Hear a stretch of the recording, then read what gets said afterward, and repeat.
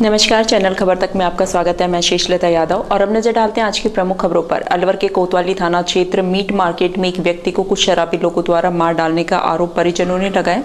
इसे लेकर मृतक के परिजनों और प्रजापति समाज द्वारा राजीव गांधी सामान्य अस्पताल के बाहर जाम लगाकर विरोध प्रदर्शन किया। पीड़ित परिवार ने विरोध प्रदर्शन करते हुए मांग रखी कि मृतक का पोस्टमार्टम बोर्ड गठित करवाया जाए और आरोपियों को जल्द ही गिरफ्तार किया जाए। वहीं इस मामले की सूचना मिलते ही पुलिस प्रशासन मौके पर पहुंचा और लोगों से समझाइश कर जाम खुलवाने की बात कही, लेकिन प्रजापति समाज और मृतक के परिजनों ने आरोपियों को जल्द गिरफ्तार नहीं करने पर अस्पताल की मोर्चरी से शव नहीं उठाने की बात कही। ऐसे में मौके पर नगर निगम महापौर घनश्याम गुर्जर और अजय अग्रवाल मौके पर पहुंचे। अब पुलिस प्रशासन से वार्ता की जा रही है। मृतक शेर सिंह के बेटे मनीष प्रजापति ने बताया कि उसके पिता पतासा बनाने वाली दुकान पर मजदूरी करते हैं। वे गुरुवार सुबह करीब 4 बजे ही काम के लिए घर से निकल गए थे। करीब 4:30 बजे के आसपास मीट मार्केट के पास कुछ नशेड़ियों ने उनको घेर लिया। इन लोगों ने पहले उनकी जेब में हाथ डाला। पैसे नहीं मिले तो ये लोग उसके पिता के साथ मारपीट करने लगे। करीब 4:30 से 5 बजे के बीच मारपीट की घटना हुई है। इसके बाद में यहाँ लोग आ गए।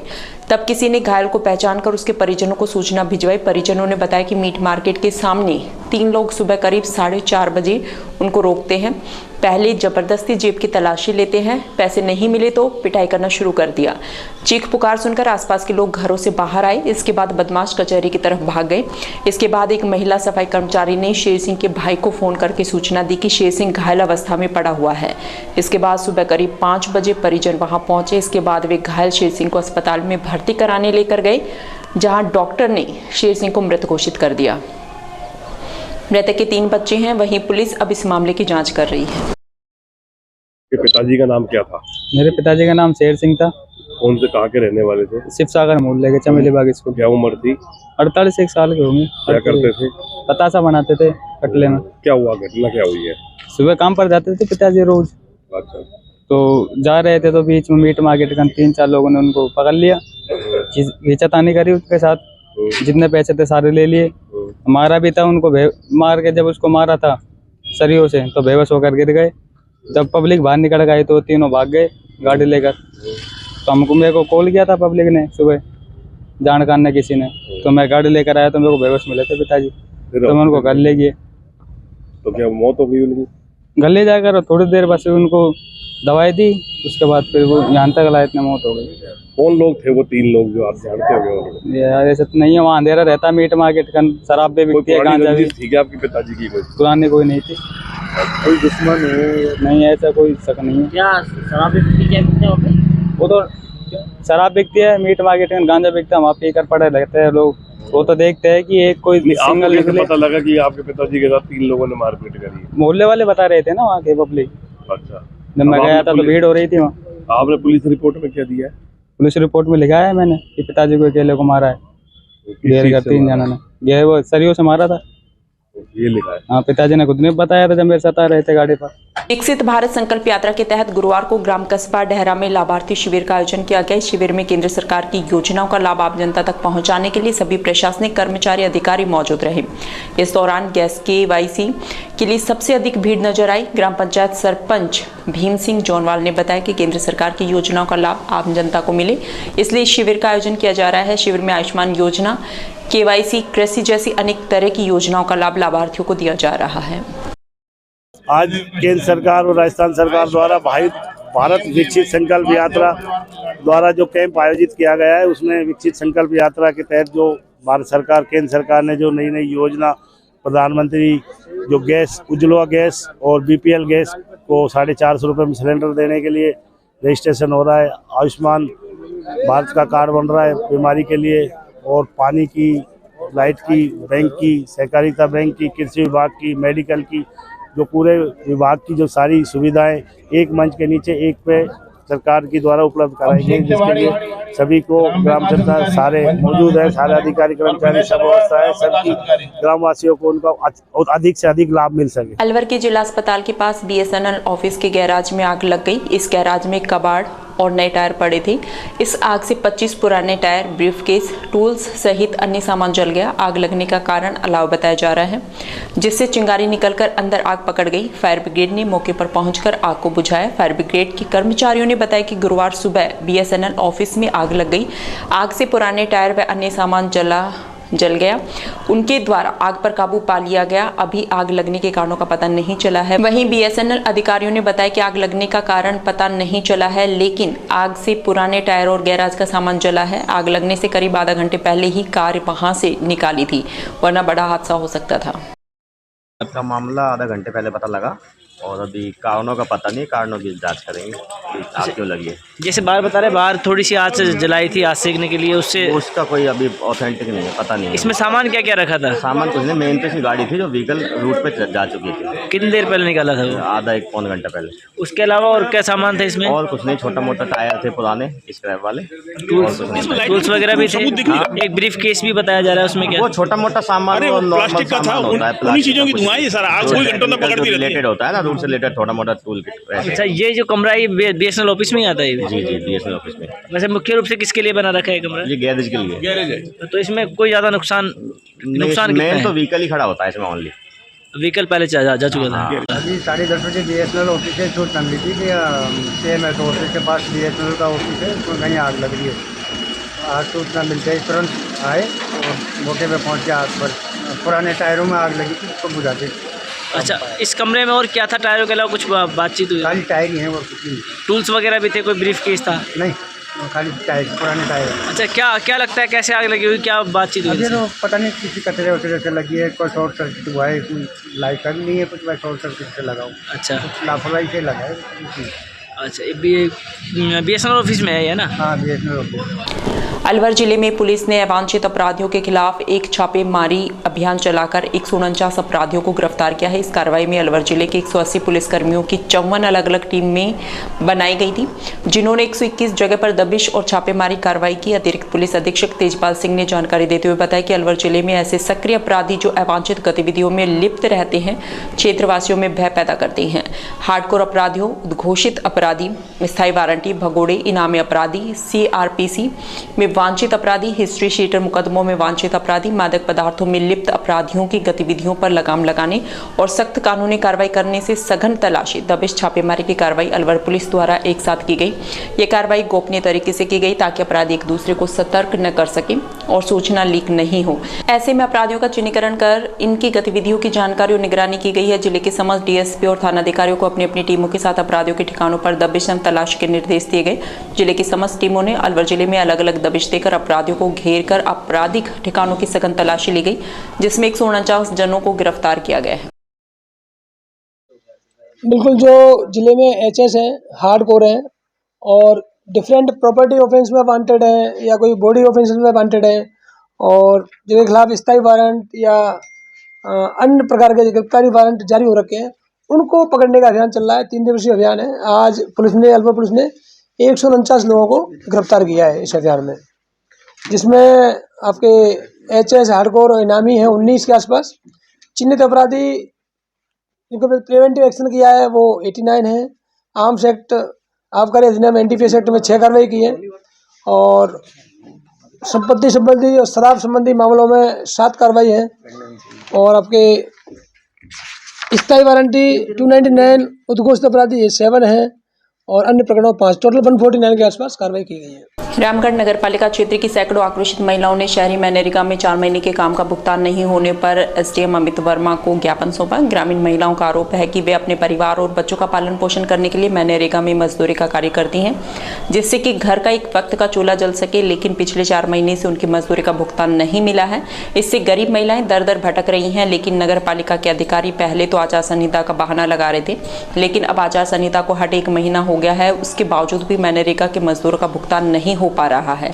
इसलिए सभी महिलाएं एकत्रित होकर SDM के समक्ष ज्ञापन लेकर पहुंची। महिलाओं ने कहा कि यदि 8 दिन के अंदर भुगतान नहीं हुआ तो उन्हें मजबूरन नरेगा अधिकारियों के खिलाफ आंदोलन करना पड़ेगा। सर, ये नरेगा को काम करे हुए इनको 4 महीने हो गए। जब से इनको पैसे, ये मैं मैट हूँ खेड़ी और टौड़ी की, ये मेरे को लेबर परेशान करती है, फ़ोन करके पूछती है। हमने यहाँ पर जांच भी करी थी पैसों की, तो ये बोले कि आचार संहिता की वजह से रुक गए, चुनावों की वजह से। अब उसको भी 1-2 महीने हो गए, तो पैसे डल जाने चाहिए। अब ये सब लोग मेरे घर आ गए इकट्ठा होकर, तो मुझे आना पड़ा इनके साथ में कि भाई चलो मैं भी आपके साथ हूँ, भाई काम किया है तो मैं ठीक। तो इनको ये बूढ़े बड़े बुजुर्ग लोग हैं, इनको भी पैसे की बहुत ज़रूरत है और काम भी 2-2 3-3 महीने के लिए बंद हो जाता है। तो इनको काम की भी ज़रूरत है और पैसे की भी ज़रूरत है। इनकी सबकी मांग यही है कि 8 दिन के अंदर पैसे डल जाने चाहिए और काम तो नरेगा में है या फिर नगर पालिका या ग्राम पंचायत में ये मामला? ये नगर पालिका से है। विराटनगर कस्बे के नगरपालिका कार्यालय में गुरुवार को एसीबी टीम के पहुंचने पर हड़कंप मच गया। इस दौरान टीम ने अनियमितताओं को लेकर मिली शिकायत के आधार पर दस्तावेजों की जांच की। जानकारी के अनुसार गत दिनों पालिका द्वारा बिना सामान खरीद और बिना स्टॉक रजिस्टर में एंट्री के 60 लाख रुपए का भुगतान कर दिया। इसे लेकर परिवादी ने अनियमितता और धांधली का आरोप लगाते हुए एसीबी में शिकायत की थी। शिकायत के आधार पर एएसपी सुरेंद्र सिंह के नेतृत्व में टीम पालिका कार्यालय पहुंची और दस्तावेजों को खंगाला। टीम ने यहां कार्रवाई के दौरान कई दस्तावेजों को जब्त भी किया है। करौली जिले में कोहरे के कारण विजिबिलिटी 40 मीटर तक रही। वहीं कोहरे के कारण हिंडौन सिटी रेलवे स्टेशन पर आने वाली कई ट्रेनें अपने निर्धारित समय से काफी विलंब से पहुंची। इन दिनों प्रदेश भर में कोहरे ने दस्तक दी हुई है, जिससे न्यूनतम तापमान में हुई गिरावट के कारण रातें सर्द हो गई हैं। वहीं घने कोहरे के कारण सूर्यदेव के दर्शन भी देरी से हो रहे हैं। आपको बता दें, क्षेत्र में सर्दी से बचाव के लिए लोग अलाव तापते नजर आ रहे हैं। जिले का न्यूनतम तापमान 7 डिग्री और अधिकतम 22 डिग्री रहा। मौसम विभाग के वैज्ञानिक एम.के. नायक ने बताया कि 31 दिसंबर को करौली सहित आसपास के जिलों में हल्की से मध्यम बारिश हो सकती है। इससे तापमान में और गिरावट आएगी और सर्दी बढ़ेगी। वहीं ट्रेनों के निर्धारित समय से लेट आने के कारण यात्रियों को खासी परेशानियों का सामना करना पड़ रहा है। दिगंबर जैन भगवान महावीर मंदिर कमेटी के मुकेश जैन ने बताया कि भगवान महावीर के दर्शनों के लिए श्रद्धालु दिल्ली, मुंबई, गुजरात सहित देश भर से महावीर जी पहुंच रहे हैं। वहीं किसान नेमीचंद और काला खान ने बताया कि घने कोहरे से वाहन चालकों की रफ्तार भी धीमी पड़ गई है। सर्दी बढ़ने से रबी की फसलों को फायदा हो रहा है। रबी सीजन की गेहूं, सरसों, चना, मटर और पालक सहित अन्य फसलों में ठंडे मौसम और कम तापमान से ज्यादा फुटाव और बढ़त होगी। आज भी कोहरे का असर दिन भर रहा है। विजिबिलिटी 40 मीटर तक रही है। ट्रेनों की अगर हम बात करें तो दिल्ली मुंबई रेल मार्ग पर कोहरे से कई ट्रेनें प्रभावित हुई है, कई ट्रेनें लेट चल रही है। साथ ही जो मथुरा रेलवे स्टेशन है उस पर यार्ड रिमॉडलिंग का कार्य चल रहा है, उसकी वजह से कई ट्रेनें रद्द की गई है और कईयों का जो रूट है वो डाइवर्ट किया गया है, जिससे यात्रियों को खासी परेशानियों का सामना करना पड़ रहा है। तापमान में गिरावट से रातें सर्द हुई है। साथ ही ठंड बढ़ने से किसानों को जो रबी की फसलें उनको फायदेमंद साबित होंगी।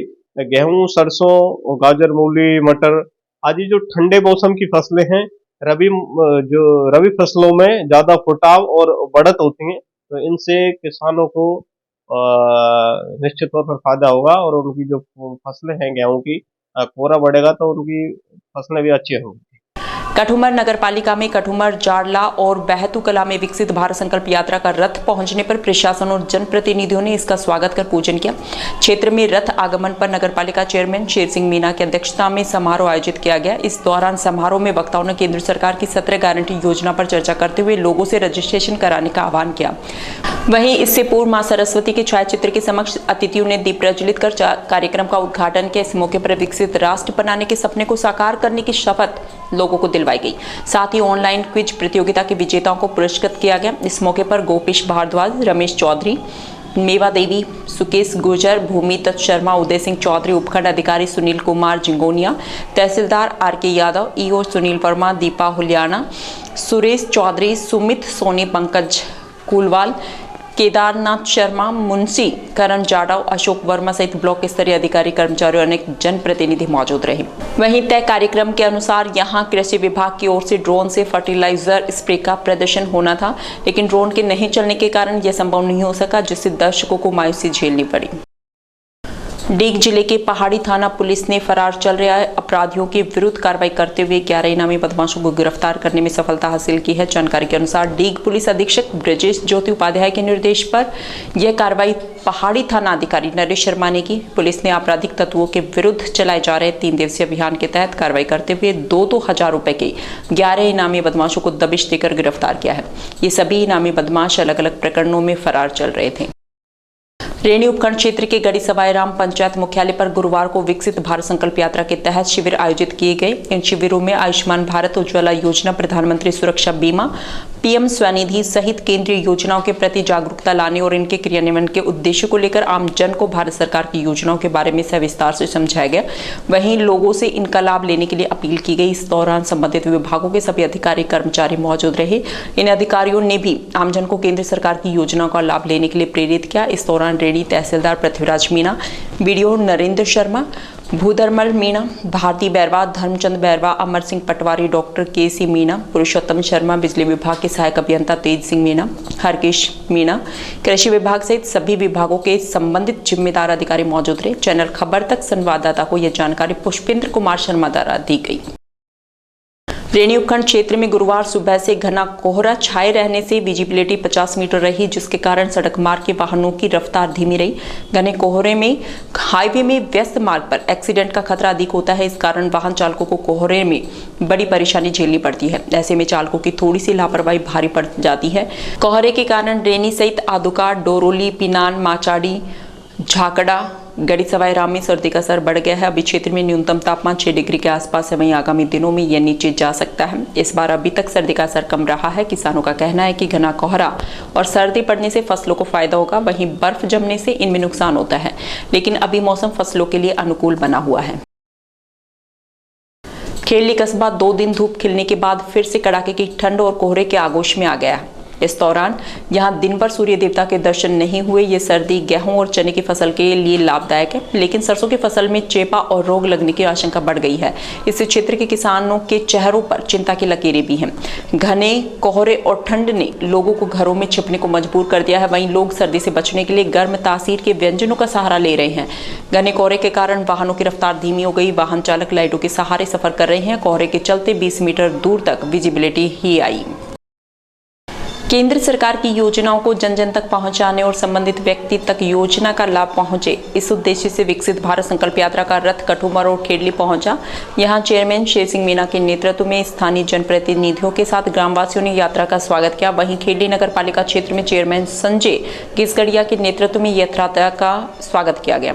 इस मौके पर नगर पालिका ईओ देवेंद्र जिंदल, कठुमर ईओ सुनील बैरवा, उपाध्यक्ष संदेश खंडेलवाल, पार्षद मुरारी सैनी, अमतेश जैन सहित काफी पार्षद, कर्मचारियों और लोगों की उपस्थिति रही। प्रधानमंत्री फ्लैगशिप योजनाओं में 17 जन कल्याणकारी योजनाओं के बारे में लोगों को जानकारी दी गई। साथ ही मौके पर ही जरूरतमंद लोगों को विभिन्न योजनाओं का लाभ दिया गया।